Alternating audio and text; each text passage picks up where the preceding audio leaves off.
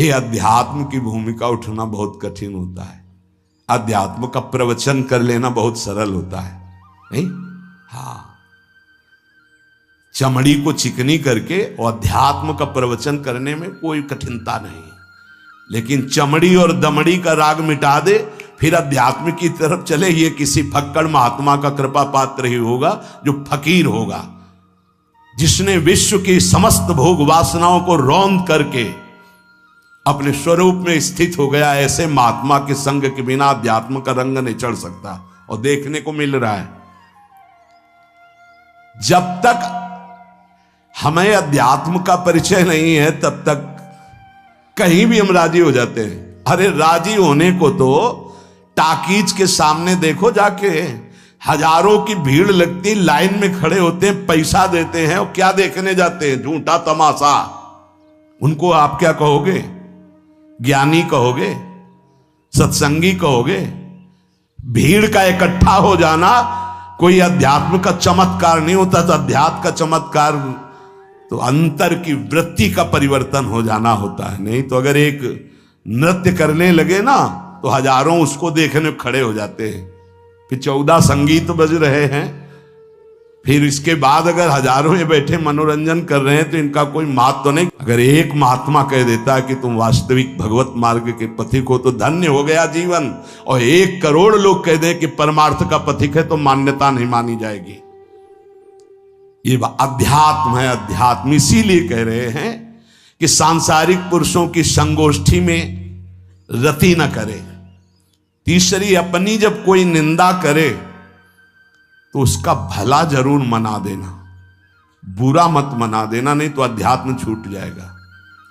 अपने पास सामर्थ्य होने पर नीचापमानम सुधा, वो नीच है, हम उस पर शासन कर सकते हैं, पर उसके द्वारा किए हुए अपमान को सह गए और अंदर से मनाया, भगवान तुम्हें सुखी रखें, स्वस्थ रहो, और कभी भी हम आपका विरोध नहीं करेंगे। जब अवसर मिले तब फिर हमारी निंदा करना, भगवान तुम्हें स्वस्थ रखे, तुम्हारा कभी अमंगल न हो। ध्यान रखना अध्यात्म। चौथा, अपने मुख से कभी किसी की निंदा ना करना। निंदा व्यक्तिगत नाम लेकर के की जाती है, सिद्धांत सार्वभौम वर्णन होता है। जैसे यहां हम कह रहे हैं, वो निंदा सिद्धांत के विपरीत आचरण में जो चलते हैं उनकी है। कौन है? नाम नहीं है, रूप नहीं है। सिद्धांत में चलना एक ये मार्ग, सिद्धांत से बिलक चलना ये पाखंड है। पाखंड और दंभ की निंदा होती, और सत्य की कोई निंदा करे तो वो प्रकाशित होता है। सत्य निंदा से ढकता नहीं। जैसे कोहरा थोड़ी देर के लिए सूर्य को ढकने का नाटक कर सकता है, लेकिन सूर्य जब प्रकाशित होगा तो कोहरे की धज्जियां उड़ जाएंगी। 5वां, मान लेने की इच्छा का त्याग करके अपने समीप जो भी आवे, छोटा बड़ा सबको प्यार और मान देना। ये 8 अच्छे उपासक में सब लक्षण पाए जाते हैं। दूसरों को मान देने का स्वभाव रखना, चाहे छोटा बच्चा ही क्यों न हो। ये नहीं कि धनी मानी बड़ा आकर के धन राशि दे रहा है तो उसका सम्मान हो रहा है, और छोटा प्रणाम कर रहा है उसकी तरफ देखा भी नहीं जा रहा। नहीं, बच्चे से लेकर कोई भी सबको एक ही प्यार की दृष्टि से देखना, भगवत भाव से देखना, अपने को मान रहित और दूसरों को मान देने का स्वभाव बना देना। 6वां, अपनी इंद्रियों को सदाचार परायण रखना। इंद्रियां ये सदैव व्यभिचार की तरफ भागती हैं। नेत्र व्यभिचार दोष, बार बार दूसरों के प्रति देखना आकर्षणकारी, कैसा भी दोष अंदर का भाव हो, नेत्र दोष। दूसरों की बातें सुनना, श्रवणेंद्रिय दोष। वाणी से दूसरों की चर्चा करना, वाणी, ऐसे हर इंद्रिय अपने व्यभिचार में जाना चाहती है। सदाचार परायण उपासक होता है। कल की बात है, कल चिंतन हो रहा था श्रीमद् भगवत गीता जी का। अगर उपासक में सदाचार इंद्रियों की पवित्रता नहीं है तो ढकोसला के सिवा कुछ नहीं रहेगा। ये अच्छे से समझ लो। इंद्रियों का विलास चल रहा, खुला दिखाई देता है, खुला। वो एक दृष्टि होती है, उसमें दिखाई देता है। अंतर में ब्रह्म बैठा हुआ शांत मौन है और ये समझ नहीं पा रहा, केवल नाटक पे लगा हुआ है। अपना मन, अपनी इंद्रियां यदि संयम में नहीं है, सदाचार में नहीं है, तो ढकोसला ही है, आडंबर ही है, नाटक ही है, पक्का समझ लीजिए। अगर वो संयमी नहीं है, जितेंद्रीय नहीं है, मनोनिग्रही नहीं, तो अध्यात्म क्या है? क्या प्रवचन हो रहा है? किस बात का प्रवचन हो रहा है? जो अनुभव हुआ उसका हो रहा है, शास्त्र सम्मत हो रहा है। जितेंद्रियता नहीं, इंद्रिय निग्रह नहीं, मनोनिग्रह नहीं। छठवां सदाचार परायण, अर्थात इंद्रिय और मन शास्त्राज्ञा के अनुसार चले। जिसका इंद्रिय मनोनिग्रह युक्त समय व्यतीत होता है भगवत चिंतन में, वो महापुरुष है। अभी वर्तमान में ही है, चिंता मत करो, स्थिति जागृत होने में देर नहीं। बंद रखो अपनी खिड़कियों को, कहीं माया की हवा ना घुस जाए। सच्ची सच्ची तुममें बहुत सामर्थ्य है, जागो। अगर झुक गए तो रौंद दिए जाओगे। एक एक बात अच्छे से समझ लो। मुस्कुरा के, प्रेम व्यवहार दिखा के, अपनापन करके फिर तुमको अधीन किया जाएगा। माया भगवती बहुत बलवती है। ऐसे करके फिर ऐसे प्रहार करती है, क्योंकि साधक बहुत प्रवीण है। ऐसे में अपने को बचा लेगा, लेकिन ऐसे में बचाना बहुत कठिन होता है। हमारी बात को समझ लेना, ऐसे में बचाना बहुत कठिन होता है, बहुत कठिन होता है। समर्पण का मिश, सेवा का मिश, अपनापन का मिश। हमारी इंद्री, हमारा मन बहुत धोखेबाज है, हमें कोई धोखा नहीं दे सकता। ये हमारा मन, हमारी इंद्रियां हमको धोखा देती है। साधु, साधक, परमार्थ पथिक, भक्त इस बात से परम सावधान।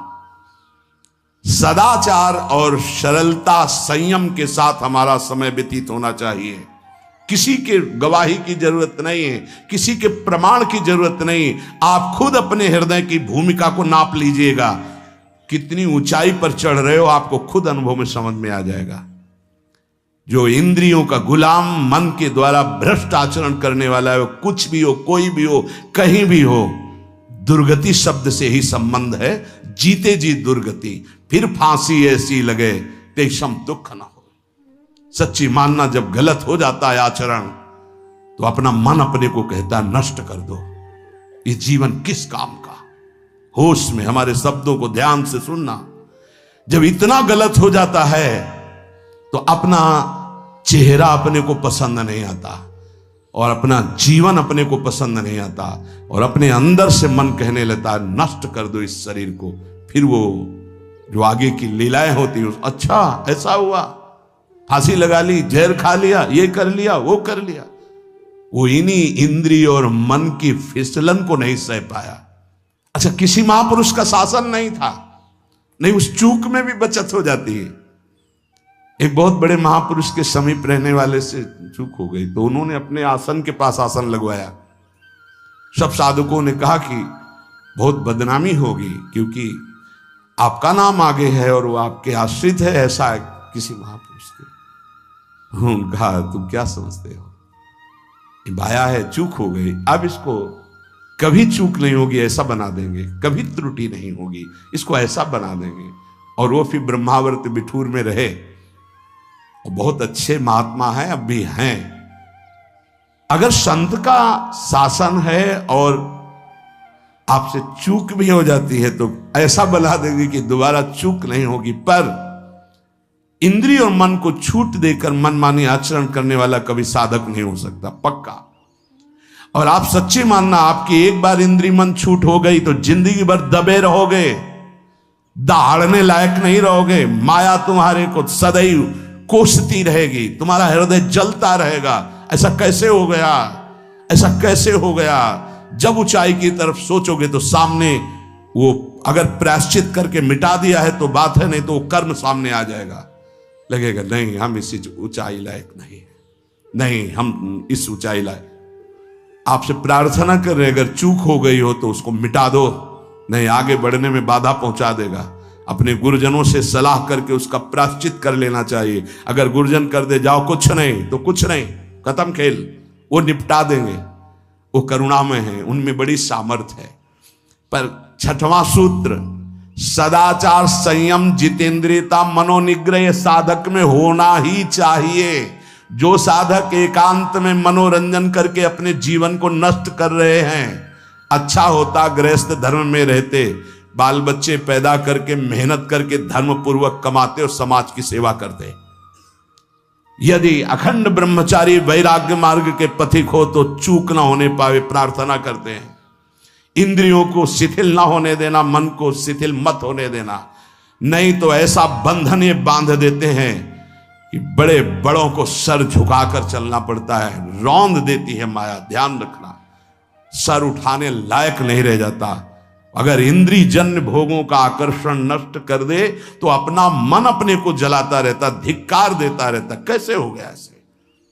तो कैसे हो गया? कीन हो इसकबहू अभिमाना, सुख हो वंचा कृपा निधाना। कहीं अभिमान हो गया कि मैं ब्रह्मचारी हूं, मैं जितेंद्री हूं, मैं मनोनिग्रही हूं, तो ठाकुर जी ने दाना फेंक दिया, देख भला मनोनिग्रही है तो मत चुन। लेकिन कृपा पात्र साधक पुनः अपने आप को सावधान करके सदाचार में ही स्थित रहे। आज सदाचार को समझा ही नहीं जा रहा कि सदाचार है क्या। सातवां, किसी भी पद को साधक कभी स्वीकार न करे। समाज में बड़े पद मिलते हैं, यहां भगवत प्राप्ति की वार्ता हो रही। किसी भी पद, किसी भी सम्मान को स्वीकार न करें। ये सब उपाधियां हैं, अगर उपाधियां स्वीकार की तो उपद्रव शुरू हो जाएंगे। कोई उपाधि स्वीकार न करो तो इतने महान बन जाओगे कि पूरे विश्व में तुम ही होगे। ये भी बात याद कर लो, कोई भी छोटी मोटी उपाधि स्वीकार की तो उस महान को नहीं प्राप्त कर पाओगे। विश्व में तुम ही होगे, या तो ज्ञान में तो एक तुमसे बड़ा कोई है नहीं, और अगर भक्ति में तो तुमसे छोटा कोई नहीं, तो विश्व में तुम ही तो हुई है ना। सब बड़े और आप छोटे, विश्व में आप त्रणादपि सुनीचेन, और ज्ञान तो हम ब्रह्मास्मि, सबको समेट लिया अपने में, एक के सिवा दूसरा कोई नहीं।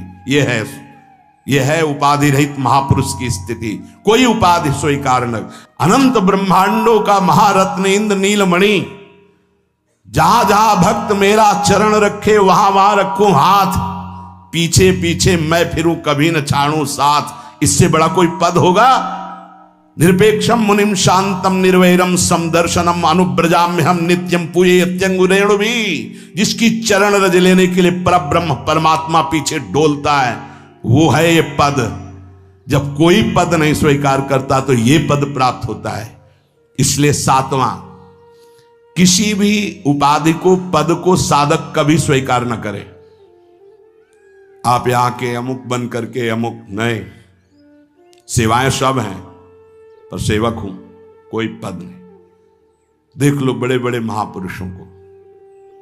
पूज्यपाद उड़िया बाबा जी ने जब देखा तो दंड का विसर्जन कर दिया कि पद की तरफ एक घसीट रहा है।